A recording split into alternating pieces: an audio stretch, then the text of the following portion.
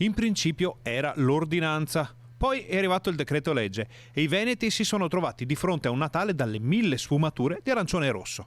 La differenza fra ordinanza regionale e provvedimento del governo viene spiegata da Luca Zaia. Fino al giorno 23 alle ore 24 è valida la nostra ordinanza, che è quella della zona arancione light, come qualcuno l'ha definita, ovvero la chiusura dei confini comunali dalle ore 14 fino al giorno 23 compreso. Su tutto pesa l'incognita dei ristori, dato che le ricadute sui comparti che subiranno le restrizioni più importanti saranno davvero molto forti. Il governo ha deciso di fare questo provvedimento, l'ho presentato ieri in una discussione che peraltro non è che si è chiusa con la certezza che fosse così ai governatori, e poi in Consiglio dei Ministri abbiamo atteso tutti la notizia ieri sera, è stato approvato come decreto. Fra l'altro abbiamo appreso che c'è una prima parte dei ristori che non saranno sufficienti, però ho appreso che ci saranno questi 645 milioni di euro, appunto,